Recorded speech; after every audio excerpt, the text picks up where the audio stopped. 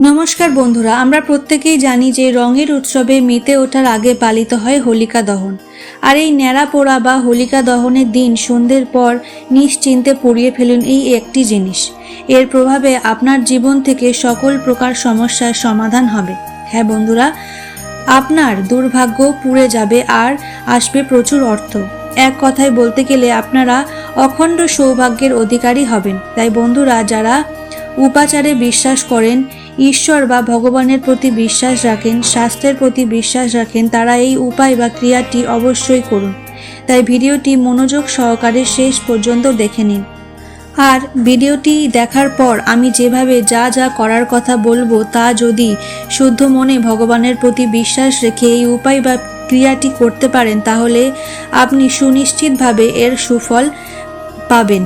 হ্যাঁ বন্ধুরা, আপনাদের জীবন যেমন দুঃখ, কষ্ট, জ্বালা, যন্ত্রণা, রোগ, ব্যাধি, আর্থিক কষ্ট, সমস্যা থাকুক না কেন, সব প্রকারের বিপদ আপদ, বিভিন্ন সমস্যা নিশ্চিতভাবে দূর হয়ে যাবে।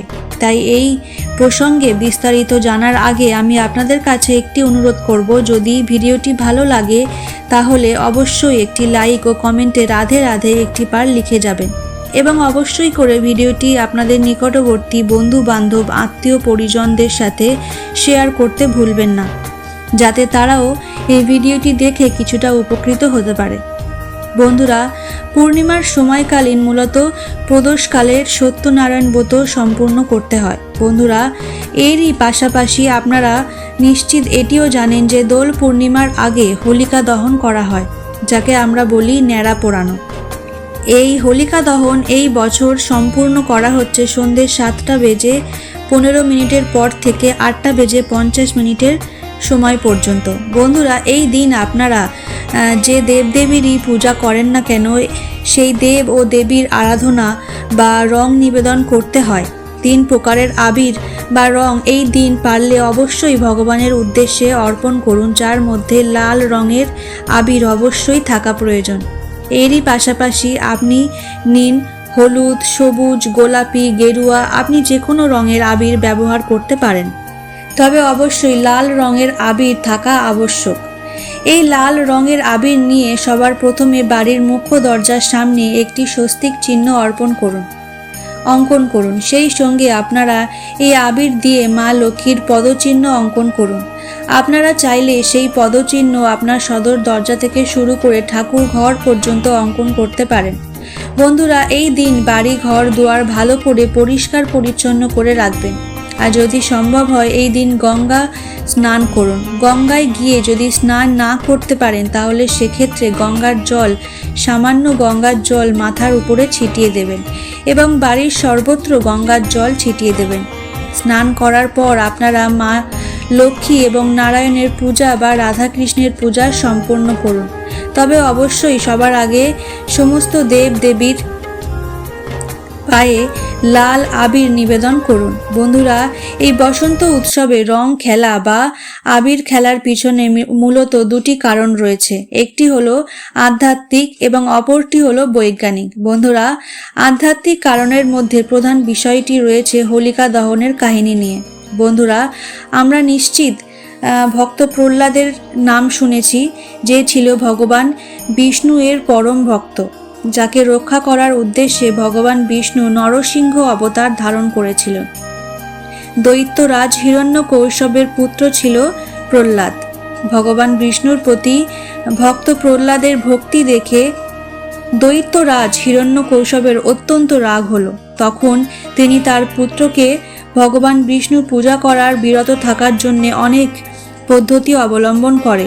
যখন তিনি প্রতিবার ব্যর্থ হন, তখন তার বোন হোলিকা এর দায়িত্ব নেওয়ার জন্য বলেন, কারণ হোলিকা এমন এক বর পেয়েছিল যে তাকে আগুন স্পর্শ করতে পারত না। তাই সে প্রহ্লাদকে হত্যা করার উদ্দেশ্যে তাকে কোলে নিয়ে আগুনে প্রবেশ করে। আর সেই সময় ভক্ত প্রহ্লাদ ভগবান বিষ্ণুকে স্মরণ করতে থাকলো এবং শেষ পর্যন্ত দেখা গেল ভক্ত প্রহ্লাদ ভগবান বিষ্ণুর কৃপায় বেঁচে গেল, কিন্তু হোলিকা দগ্ধ হয়ে সেই দিন মারা যায়। এবং সেই দিনে প্রত্যেক বছর ফাল্গুন মাসের এই পূর্ণিমা তিথিতে হোলিকা দহন উৎসব পালিত করা হয়। এবং এই হোলিকা দহনের পরের দিনই ভগবান বিষ্ণুর ভক্ত প্রহ্লাদ বাঁচাতে নরসিংহ অবতার ধারণ করে হিরণ্যকৌশ্যপকে বধ করেন।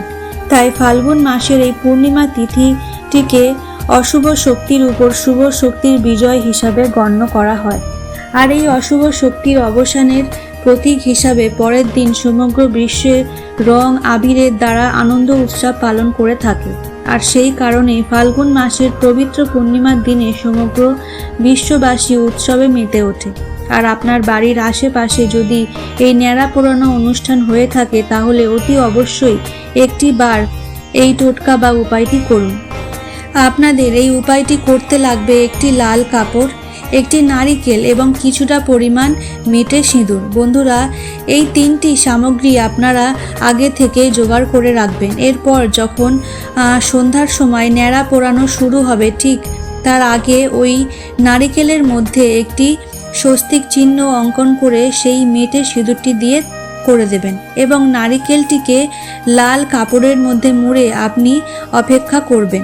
তবে বন্ধুরা বলে দিই, এটি করার সময় অবশ্যই শুদ্ধ বস্ত্র পরিধান করবেন এবং শুদ্ধ মনে সেই নারিকেলটিকে হাতের মধ্যে নিয়ে আপনার ঠাকুর ঘরে গিয়ে হাত জোড়ো করে আপনার আরাধ্য দেব দেবীর নাম স্মরণ করে আপনারা যা যা সমস্যা সমস্ত কিছু মনে মনে বলে দেবেন। এবং ঠিক এরই পাশাপাশি আপনি অবশ্যই 24 বার এই মন্ত্র জপ করবেন। তবে অতি অবশ্যই এই নারিকেলটি হাতে নিয়ে মন্ত্রটি বলবেন, কারণ আপনারা হয়তো জানেন নারিকেলকে বলা হয় শ্রীফল। তাই এই শ্রীফল দিয়ে আপনি যদি কোনো প্রকারের উপায় বা ক্রিয়া করেন তাহলে সেই উপায় বা ক্রিয়াটি অতি অবশ্যই আপনাকে সুফল দেবে। বন্ধুরা, মন্ত্রটি হলো ওম নরসিংহায় নমঃ। আপনারা আপনাদের মনস্কামনা জানিয়ে সন্ধ্যার সময় যখন ন্যাড়া পোড়া উৎসব শুরু হবে তার আগেই দেখবেন ন্যাড়া পোড়ানো পুজো করার সময় আপনি সেখানে উপস্থিত থাকবেন। তখনই আপনি সেখানে পৌঁছে যাবেন। আর যখন ন্যাড়া পোড়ানো হবে ঠিক তখনই আপনি ওই আগুনকে 11 বার প্রদক্ষিণ করবেন এবং মনে মনে জপ করবেন ওম নরসিংহায় নমঃ, ওম নরসিংহায় নমঃ, ওম নরসিংহায় নমঃ। তারপর আপনি ওই নারকেলটিকে ওই আগুনের মধ্যে আহুতি দেবেন। যজ্ঞে যেভাবে আহুতি দেওয়া হয় ঠিক সেইভাবে শুদ্ধ মনে শুদ্ধ চিত্তে ঈশ্বর বা ভগবানের প্রতি বিশ্বাস রেখে আপনি ওই নারিকেলটিকে ন্যাড়া পোড়ানোর আগুনে আহুতি দিন। তারপর অতি অবশ্যই আগুনে আপনার মনস্কামনা জানাবেন যাতে আপনার সমস্ত রকমের সমস্যা ন্যাড়া পোড়ার সাথে সাথে পুড়ে যায়। জীবনে জ্বালা যন্ত্রণা রোগ ব্যাধি বিপদ আপদ সব কিছুই দেখবেন একেবারে পুড়ে ধ্বংস হয়ে যাবে। বন্ধুরা, শাস্ত্র মতে মনে করা হয় স্বয়ং বিষ্ণুদেবের আশীর্বাদেই হোলিকা দহনের আগুনের মধ্যে রয়েছে। তাই অতি অবশ্যই এই হোলিকা দহনের দিন এই উপায় বা ক্রিয়াটি করার চেষ্টা করবেন। দেখবেন আপনারা সুনিশ্চিতভাবে সুফল পাবেন। আপনারা জীবনে যাই সমস্যা থাকুক না কেন তা ন্যাড়া পোড়ানোর সাথে সাথে সব জ্বলে পুড়ে ছাই হয়ে যাবে।